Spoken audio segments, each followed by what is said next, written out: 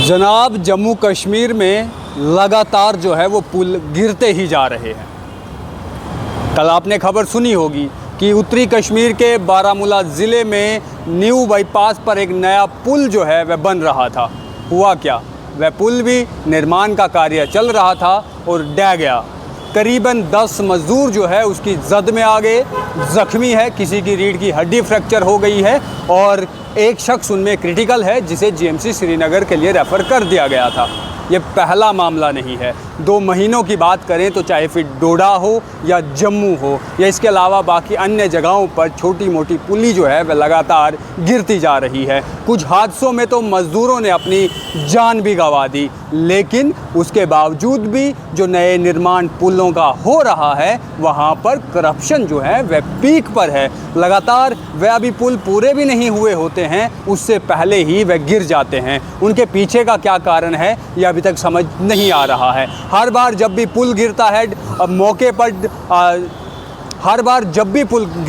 तो मौके पर deputy chief minister Surendra Chaudhary पहुंचते हैं। उसके बाद वे 15 दिनों के लिए रिपोर्ट मांगते हैं। एक टीम गठित की जाती है जो ये मुआयना करेगी कि आखिर क्या इसके पीछे का कारण रहा, किन कारणों ये पुल ढहा, और उसके पीछे के लिए एक टीम बना दी जाती है, उसे जांच की जिम्मेदारी सौंपी जाती है। लेकिन 15 दिन के बाद वह रिपोर्ट सामने नहीं आती। हो सकता है कि वह रिपोर्ट डिप्टी सीएम तक पहुँचा दी जाती हो और उसके बाद अंदर से ही सांठगांठ हो जाती हो, लेकिन बाहर पब्लिकली वह रिपोर्ट नहीं आती कि गलती किसकी थी, गुनाह किसका था, किन कारणों पुल ढहा। ऐसा ही कुछ बारामूला के भीतर भी हुआ। बारामूला में कल एक पुल गिर जाने से, जिसका भी निर्माण हो ही रहा था, 10 मजदूर उसकी जद में आ गए। सभी लोग जख्मी हैं, अस्पतालों में उनका इलाज चल रहा है। किसी का पैर टूट गया तो किसी की रीढ़ की हड्डी टूट गई, कोई गंभीर रूप से घायल है तो उसे रेफ़र करके जीएमसी पहुंचा दिया गया, वहां उनका उपचार चल रहा है। जो डिप्टी कमिश्नर बारामूला के हैं उन्होंने कहा है कि सख्त कार्रवाई की जाएगी जो भी इसमें दोषी पाया जाएगा। लेकिन दोषी है कौन, ये अभी तक सामने नहीं आ रहा है। क्या सिस्टम ही इसके पीछे करप्ट है या सिस्टम में वह लोग करप्ट हैं जो वहाँ पर काम कर रहे हैं, जिनको टेंडर दिया जा रहा है? आखिर गलती किसकी है? क्या ठेकेदार इसमें गलत है? क्या चंद रुपयों को बचाने के लिए जो मटीरियल है, अनवांटेड मटीरियल का इस्तेमाल किया जाता है, सब स्टैंडर्ड मटीरियल जो है इन पुलों को निर्माण में जो है वह लगता है? ये बहुत बड़ा सवाल है, लेकिन जवाब कौन देगा? डिप्टी चीफ मिनिस्टर हों, वह जो है इस समय पक्ष विपक्ष में लगे हुए हैं, एक दूसरे को जो है वह सिर्फ टारगेट कर रहे हैं। जम्मू कश्मीर में यही राजनीति चल रही है। ग्राउंड पर आम इंसान जो है वह मर रहा है। जम्मू में भी हमने देखा कि जब पुल गिरा उसके नीचे कुछ मजदूरों की जान चले गई। 2 मजदूर जिन्हें सही समय पर रेस्क्यू नहीं किया गया, उनकी जान चले गई। ऐसा ही कुछ डोडा के गुंदो इलाके में हुआ। जब वहाँ पर नया पुल जो बन रहा था,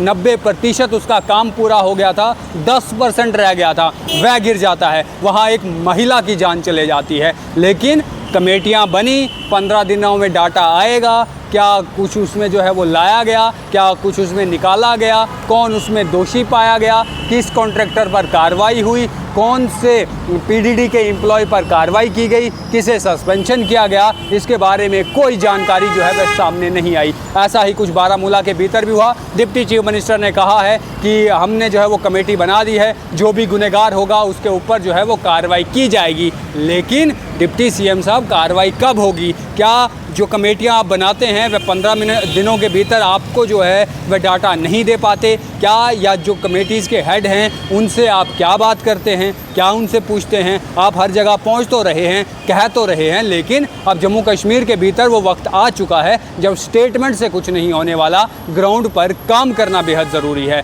इसी बीच हमने इससे पहले देखा था कि भारत के अलग अलग राज्यों में लगातार ऐसी खबरें आती है, वहाँ पर नए निर्माण जो एक्सप्रेसवे बनते हैं वह जो है वह ढह जाते हैं। रिवर्स के ऊपर जो पुल बनते हैं जिनमें करोड़ों रुपए की लागत होती है वह जो है वो ढह जाते हैं। एक दिन निर्माण होता है और अगले दिन इनॉग्रेशन होता है और उसके बाद खबर सामने आती है कि करोड़ों रुपए का पुल जो है वह ढह गया, उसके भीतर सब स्टैंडर्ड मटेरियल यूज़ हुआ था। अब धीरे धीरे वह आग जम्मू कश्मीर में भी पहुंच गई है। यहाँ पर किसी भी डिपार्टमेंट पर हम ये नहीं कह सकते कि यहाँ पर करप्शन जो है वह नहीं है। करप्शन इस तरीके से जम्मू कश्मीर के भीतर पीक पर आ चुकी है कि आपको अपने चारों ओर सिर्फ करप्ट ही लोग जो हैं वह मिलेंगे, और करप्शन एक ही डिपार्टमेंट में नहीं है। हो सकता है डिपार्टमेंटों के भीतर बहुत अच्छे लोग भी हैं, लेकिन उनकी सुनवाई आज के समय में कहीं पर भी नहीं है। हम देख रहे हैं एसीबी लगातार हर दिन हर किसी को जो है अब वो रिश्वत लेते रंगे हाथों पकड़ रही है, फिर चाहे वह पुलिस हो, वह पीडीडी के हों, वह पीएचई के हो या अन्य विभागों के हो, सब पकड़े जा रहे हैं। यहाँ से एक चीज़ तो साफ पता लगती है कि करप्शन जम्मू कश्मीर के भीतर भी पीक पर पहुँच चुकी है। यहाँ से आप अंदाज़ा लगा सकते हैं कि जम्मू कश्मीर जो है वह किस ओर जा रहा है। आम इंसान दुखी है, आम इंसान परेशान है, उसके काम नहीं हो रहे, उसके राशन कार्ड नहीं बन रहे, उसके जो है कोई भी काम या जो वह दिहाड़ी मजदूरी करता है वह पैसा भी उस तक जो है वो मिल पाना मुश्किल हो गया है। और ऐसे में बढ़ती हुई महंगाई ने आम आदमी की कमर ऐसे ही तोड़ दी है, और वहाँ जब उनकी सहूलियत के लिए कुछ चीज़ों को जो है वो बनाया जाता है, वहाँ पर भी घोटाला सामने आता है। अब देखना ये होगा कि अब जो है इसमें क्या कुछ सामने आएगा। डिप्टी चीफ मिनिस्टर की तरफ से जो ये कहा गया है कि हमने कमेटी बना दी है, 15 दिनों में जो रिपोर्ट आएगी वह रिपोर्ट जो है वह क्या कुछ उसमें आता है। जैसे बीते समय की जो 2 पुलों की वारदात जम्मू कश्मीर के भीतर हुई, उसमें जब कुछ सामने नहीं आया तो यहाँ पर क्या सामने आएगा। बहरहाल इंतज़ार रहेगा कि डिप्टी चीफ मिनिस्टर अब सिर्फ स्टेटमेंट पर ही नहीं, ग्राउंड पर भी काम करेंगे। आपका क्या कहना है कमेंट बॉक्स में लिखिए। वीडियो जर्नलिस्ट गगनदीप के साथ मैं हूं राजकुमार, धन्यवाद।